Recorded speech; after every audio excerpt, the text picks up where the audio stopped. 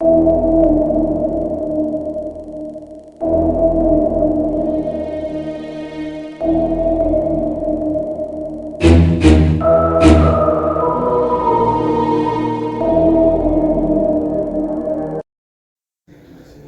única nave de la iglesia está dispuesta de este a oeste.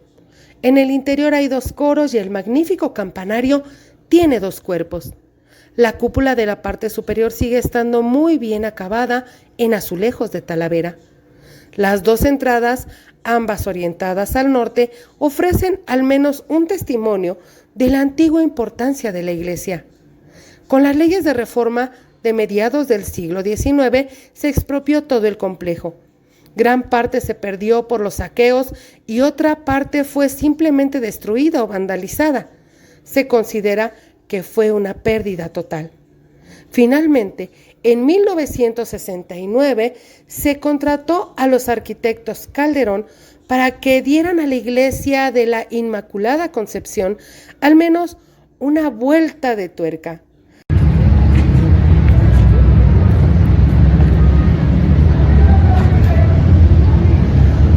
Hola amigos, nosotros somos Los Nahuales y estamos precisamente a punto de contarles una historia fantástica. Pero a ver, Mau, dinos dónde estamos. Vamos recorriendo para que nos digas en qué lugar estamos, hacia dónde nos dirigimos, cuál es la historia que traemos el día de hoy. Pues amigos, nos encontramos en la Plaza de la Concepción. Esto perteneció en la época virreinal al conquistador Andrés de Tapia, y este lugar, si podemos dar un giro, fue lo que era el convento de la Purísima Concepción. Nos encontramos en lo que era el atrio de la iglesia, que incluye también a la conocida Capilla de los Muertos. Esta capilla tiene una gran historia porque fue hecha a petición de unos comerciantes españoles, se dice, para que oraran las monjas por ellos. Pero la historia de la capilla es un poco truculenta, porque también se utilizó para finales del siglo XVIII como un depósito de muertos, sobre todo de las personas más pobres del lugar. Ya por el gobierno de Plutarco Elías Calles también tuvo su función como biblioteca. Actualmente sin ninguna reparación por todos los daños que ha sufrido por los temblores, por los terremotos que han ocurrido en la ciudad. También tenemos que decirles que este lugar, en la época prehispánica, era conocido como el barrio del Cuepopan, que era el barrio más pobre de la Gran Tenochtitlan. Tiene una gran historia porque aquí se llevaron a cabo muchas batallas entre los tenochcas y también entre los aztecas con el pueblo más cercano, que era Tlatelolco. Así que historia prehispánica tiene bastante, historia virreinal también tiene un montón. Y bueno, esto es lo que en su momento fue el atrio del convento, ¿no? Que con los años pues se fue formando aquí una plaza, pero que originalmente era parte del atrio. Sí, para la reforma el convento también cerró, se notificaron gran parte de lo que era el convento, y incluso ahora se conservan algunas construcciones ya de hace algunos siglos, después de la notificación que sufrió el convento. No, es de esas plazas y de esas zonas que tenemos aquí en México que a veces hemos olvidado un poco, pero que está llena de historia, y que precisamente ahorita vamos a caminar hacia una fuente que ya es reconstruida, no es la original, a lo que vendría siendo precisamente la entrada del convento, y un suceso que pues marca definitivamente dentro de las leyendas de México a este convento. ¿Qué historia traemos hoy, Dani? El día de hoy les vamos a contar la leyenda de la monja que se ahorcó aquí. pues digamos que en uno de los árboles que estaba en el patio del convento de la Concepción, que es una historia muy trágica de amor, pero que todavía dicen que se sigue apareciendo hasta nuestros días. O sea que si vengo como por eso de las 3 de la mañana. Seguro la vas a ver reflejada en esa fuente, que no era la original, pero que pensemos que sí, porque digamos que estaba más o menos a la altura. Hay gente que dice que ha visto a la monja, ¿no? Entonces, que se dice que, bueno, se reconstruyó esta fuente y que la monja quedó colgada en un árbol muy cerca, porque de hecho sus pies rozaban con la orilla de la fuente, ¿no? Un árbol de durazno, además, déjenme decirles. Y que las monjas que mandaban a hacer alguna labor en la noche o que por alguna razón tenían que cruzar el patio a altas horas, la veían y entonces pues pegaban de gritos, ¿no? Le hablaban a la madre superiora, pero cuando llegaba la madre superiora pues naturalmente ya no veía nada, ¿no? Entonces tachaban a estas monjitas de locas, pero la verdad es que dicen que aún así, como dices, a pesar de que pues el inmueble fue sufriendo cambios históricos, cambios arquitectónicos, siguieron viendo a la monja aparecerse. Así que amigos, no se lo pierdan, comenzamos con esta historia. Estamos en el convento y plaza de la Concepción, lo que en algún momento fue el atrio, así que acompáñenos. Bueno amigos, pues ya estamos aquí precisamente muy cómodamente sentados en esta fuente que no es la original, no es la que ya estaba aquí, pero se cree que estaba situada así más o menos a esta altura, enfrente de lo que es el convento de la Concepción. Y como les decía Dani hace unos momentos, pues les traemos una fuerte historia que, como toda leyenda, tiene sus variantes, son diferentes, pero que estamos aquí precisamente pues para conocer lo más que se pueda de ellas. Así que, ¿qué les parece si vamos comenzando? A ver, ¿quién quiere empezar primero? Bueno, si quieren yo. Dani comienza en esta ocasión a contar la historia y luego sigue Mau. Adelante. No, solo yo, la historia es mía. Bueno amigos, pues como ya les estábamos diciendo en un comienzo, pues esta historia fue protagonizada por una joven muy bella. Como siempre, ya saben, nuestras historias tienen protagonistas así de telenovela, ¿no? Era una muchacha acá de telenovela, dicen, hay variantes, ¿no? Pero dicen que ella tenía entre unos 15 años, más o menos, que era muy joven y era muy bonita. Su familia era de origen español, si no mal recuerdo, ¿verdad? Y ella tenía 3 hermanos varones y con ella eran 4 hijos, ¿no? Pues resulta que esta muchacha ya estaba en edad casadera, era muy bella y empezó a tener pretendientes. Entre sus pretendientes estaba un muchacho que no era de su misma clase social, ¿o no? Bueno, pues para empezar aquí va un poco mal la historia, ya se podrán imaginar cómo termina.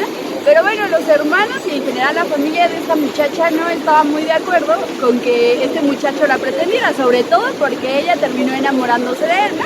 Hay algunas versiones donde dicen que él solo la pretendía por su dinero, otras dicen que él también estaba enamorado de ella. También, bueno, nos cuentan diferentes versiones de esta leyenda, que los hermanos estaban muy enojados, como la hermana estaba muy obstinada en que su amor rindiera frutos con este muchacho, pues optaron por mandarlo a él a España, ¿no? Y dijeron, vamos a pasar una renta cada cierto tiempo, pero pues tú tienes que alejarte de nuestra hermana, ¿no? Y a ella le dijeron, no, pues se fue, le mandaron cartas simulando que era él el que las escribía, y a ella la metieron a este convento de la Concepción. Pues ahora sí, con nuestra parte de la historia, con la siguiente parte, ¿qué pasó después? Pues el tipo desaparece, ¿no? Después de que lo sobornan, ella muy triste, atraviesa por un periodo de soledad, y aquí hay como varias versiones, ¿no? Una de ellas es que los hermanos, por verla en tal situación, hacen que ingrese al convento, en el cual la soledad y la tristeza se hace aún mayor. Recibe después noticias de que la persona de la que se había enamorado, el tal Urrutia, había muerto. Entonces es cuando decide ella terminar con su vida, Y dice que una noche sale de su celda y encuentra un árbol de durazno muy cerca de una fuente y con el cordel de su hábito se ahorca, ¿no? Se deja caer en el árbol y queda muy cerca del agua. Inclusive su reflejo dice que se puede percibir. A otro día las demás monjas descubren el cuerpo, la entierran aquí mismo en lo que era el convento de la Concepción y finalmente así acaba su historia. Sí, la verdad es una historia trágica, llena de romance, suspenso, porque como bien decimos, hay varias variantes, ¿no? Hay otra donde se dice que él propone matrimonio, que de hecho lo conoce aquí dentro del convento, que ella entra al convento porque mueren sus padres, la tristeza es tan grande que ella decide apartarse de todo el mundo, que ella entra y se une a la congregación, pero que era un jardinero de Esturrutia, el que venía todos los días, que al final la enamora y que después de todo esto, en una ocasión los hermanos molestos porque ella había decidido consagrar su vida al servicio de Dios, van a una cantina y ahí está Urrutia con unos amigos mofándose y diciéndose que al casarse con una mujer de un rango social más alto y siendo española, pues que él iba a subir de categoría, que ahí es donde se acercan los hermanos, le ofrecen un dinero porque ven que es puro interés, él lo recibe y es cuando se va.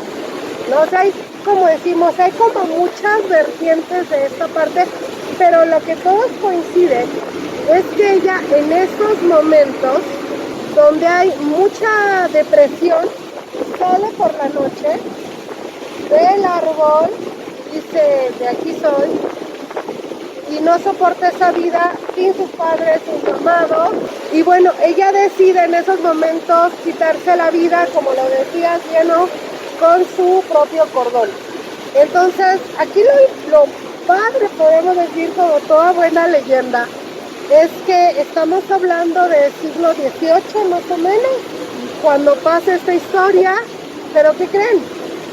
Pleno siglo XXI, se dice que si vienes por las noches, que si esta no es la misma fuente, pero sí está ubicada en el mismo lugar, que estos árboles no son los mismos de durazno, pero están plantados muy cerca, se sigue viendo a veces en las noches colgada aquí a la monja, se siguen sus piecitos rozando alrededor de la fuente y ella sigue cargando con este pesar, ¿no? Sí, y que además también hay una variante que, bueno, también déjanos decirles que este hecho está registrado, ¿no? Como un hecho en acontecimientos importantes de la Nueva España, porque resulta que después se hicieron algunos juicios a otras monjas, entre una de esas monjas estaba una monja que conoció a María, que era la monja que se ahorcó aquí afuera del convento, y ella dice, según esta variante y según sus declaraciones cuando fue interrogada, que no la encontraron hasta el otro día, sino que la encontraron momentos después de que ella se ahorcó, todavía tenía vida, todavía respondía, y que ella le dijo, oye, no vas a entrar al infierno si tú pides perdón por tus pecados, ¿no? Por el acto que acabas de cometer. Entonces dicen que, pues, que esta monja todavía alcanzó a decirle esto, y ella en sus declaraciones también dice que a ella fue la primera a la que se le presentó para decirle que había sido perdonada por sus pecados. Y aparte también, déjenos decirles que como dato importante en la Nueva España, pues si eras mujer, digamos que tus opciones no eran muy vastas, ¿verdad? Para empezar, pues para que te fuera bien, digamos, tenías que ser de una familia adinerada, digamos de descendencia española, o bueno, si no bien, adinerada, ¿no? Porque si no te casabas, tu destino era convertirte en monja, pero pues para casarte y para ser monja había que pagar una dote, mucho dinero, a menos de que alguien pues te lo pagara, lo cual pues a veces ocurría, pero pues tampoco, ¿no? La otra pues era ser, digamos que sirvienta en alguna casa, dedicarte a las labores domésticas, o si no bien era pues dedicarte a la prostitución, ¿no? Entonces pues imagínense que vivir en esa época como mujer pues tenía algunas limitaciones. Era bastante rudo, o sea, imagínate que te pongan a decidir, ¿no? O te vas al convento o te vas de prostituta, eran muy extremas. Sí. Pero incluso si eras de familia acomodada o con bienes, buscaban a alguien con quien casarte para que la riqueza fuera aún mayor, pero si a ti no te gustaba, venían y te recluían al convento, ¿no? O te casaban a la fuerza, o en el periodo de espera de la boda, de todas maneras te recluían al convento. Entonces, Sí. Para que no escaparas, para que lo pensaras mejor, ¿no? Sí, que fíjense que también encontré que hay una historia más o menos parecida, pero el desenlace no hay muchos registros de cómo termina. Me parece que es en Valladolid, en Morelia, había una muchacha, ¿no? También en la época novohispana, que pues era de familia muy adinerada y se enamoró de un caballero, entonces empezó a pretenderla, pero pues como el caballero era un bohemio, conspirador, ya sabes, entonces sus papás pues no estaban de acuerdo, ¿verdad? Pero ellos vivieron un sórdido romance muy apasionado y resulta que bueno, los papás le dijeron, no, estás muy desubicada, hija, tu vida no tiene como ni para dónde, la metieron a un convento. Y cerca de este convento también había un pozo, una fuente, ¿no? Entonces, pues ella, obvio, pues no quería ser monja, ¿no? Le dijeron, ahí vas a estar hasta que aprendas, hasta que te metas en cintura y dejes de ver al muchacho. Pero ¿qué creen de telenovela? Que el muchacho fue y la buscó, entonces se salían a ver ahí a la fuente y las monjas, pues obvio, no la querían porque pensaban que estaba profanando ese lugar tan santo para ellas, ¿no? Entonces, dice que después a él lo mataron en los movimientos independistas. Lo mataron y entonces pues ella también entró en un estado muy crítico, su salud mental estaba colapsando, se enfermó de amor, ahora sí como le diríamos coloquialmente, y ella estaba muy triste. Resulta que pues ella así entró en estado de shock y sus compañeras monjas que ya no la soportaban, pues la mandaron de vuelta a su casa, ¿no? Bajo ese pretexto, pero lo que ya no sabemos es qué pasó después con ella, ¿no? Si también terminó matando, si también se aparece en ese lugar, o qué sucedió, pero es una historia que bueno, que saca en relación porque me parece que tiene mucho que ver con esa historia de la monja que se ahorcó aquí. Sí, el lugar es muy rico en historia, pero hablábamos antes de las guerras que se dieron aquí en la época prehispánica, el conquistador que vino, que fue Andrés de Tapia, aquí hubieron muchas muertes. Los conflictos que tuvo que pasar Fray Juan de Zumárraga para poder hacer el convento, la inundación que también afectó al convento, que lo dejó casi en ruinas. Entonces, es un lugar con mucha historia y con muchas muertes, ¿no? Sí, muchas muertes que al final nos dice casi todo un centro histórico, ¿no? De verdad, hay demasiada energía en ese tema de las almas, de lo que en las noches nos podemos encontrar, de que unas pueden ser buenas y otras pueden seguir buscando venganzas para la fecha. México y sus leyendas, yo creo que entre comidas y leyendas nos la llevaríamos, en serio, todavía hay mucho material en eso, pero pues precisamente como lo decías, Dani, vivir en la Nueva España era difícil. O sea, muchas mujeres en depresión, muchas mujeres encerradas en contra de su voluntad, otras que sí venían por su propia voluntad, pero bueno, ya estando aquí, los silicios, recordemos que en esos años todavía había castigos físicos, la soledad, el servir solamente para las labores.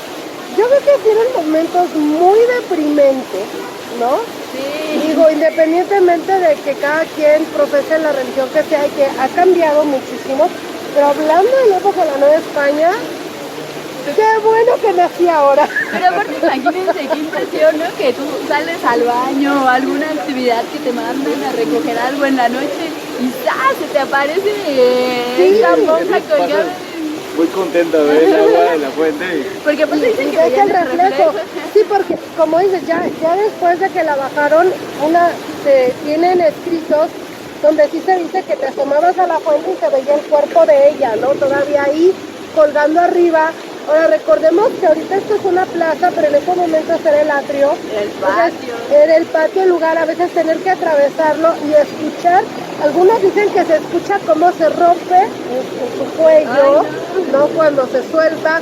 Otros, de estas otras versiones donde dice que ya la encontraron agonizando que todavía se oyen sus quejidos, sus lamentos. Al final es México de nuestros sabores, de nuestros colores, y es una leyenda que sigue vigente hasta el día de hoy, que eso es lo que yo creo que más nos gusta traerles a ustedes, relatos de la gente de la zona que todavía puede asegurarnos que la ha visto, que la ha escuchado. Hay que seguir recuperando los espacios de México, a veces están un poco desatendidos, hay que seguir haciendo este tipo de videos para que se le ponga más atención y que vengan a conocerlo. Sí. Otro dato es que en la iglesia se casó Dolores del Río en 1921. Tanto se llamaba Dolores del Río. Imagínense, o sea, no, ya con eso lugar. le pongo una estrella al lugar. Fíjate que eso no me lo sabía, que aquí se casó Dolores del Río, ya. Vengan tenía 17 años. No, bebé, chiquita. Vengan a conocer el convento, entren a la iglesia, conózcanla. Es un paseo por afuera de la plaza que de verdad vale mucho la pena y hay que empezar a rescatar estos lugares como parte de la cultura, viva, ¿no? Historia viva de nuestro México. Así que bueno, esperemos que les haya gustado esta historia y que sigan dándonos like, compartan el material para que sigamos llegando más lejos. Y de verdad que la ciudad está repleta de historias y leyendas y nosotros encantados de traérselas. Si conocen a alguien que ha visto a la monja en este lugar, háganoslo saber. De hecho, hasta las monjas han dicho que se les aparece adentro.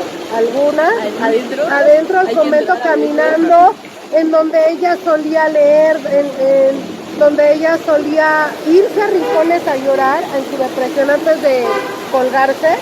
Entonces, bueno, no está por demás que se vengan a dar una vuelta y pues que sigan compartiendo este material si les gustó. Y como dice Dani, si no también. Si no, mándenselo a las personas que les caen mal. Pero sigan compartiéndolo y muchísimas gracias por habernos acompañado. Nos vemos hasta la próxima. Pues amigos, esta es la entrada de la iglesia del antiguo convento de la Concepción. Otro dato interesante es que aquí estuvieron preparándose como monjas las nietas de Moctezuma, las hijas de Isabel de Moctezuma. Súper importante. El convento también sufrió una destrucción en 1629 tras una gran inundación, casi quedó en ruinas, y fue Tomás de Aguirre quien fue el benefactor para que se reconstruyera. A su muerte después hubo otro benefactor y el templo quedó de nuevo en pie ya para 1655. Datos súper importantes, ¿no? De cómo se ha ido conservando lo que queda del convento de la Concepción. Ay, por cierto, aquí me voy a casar con Dani.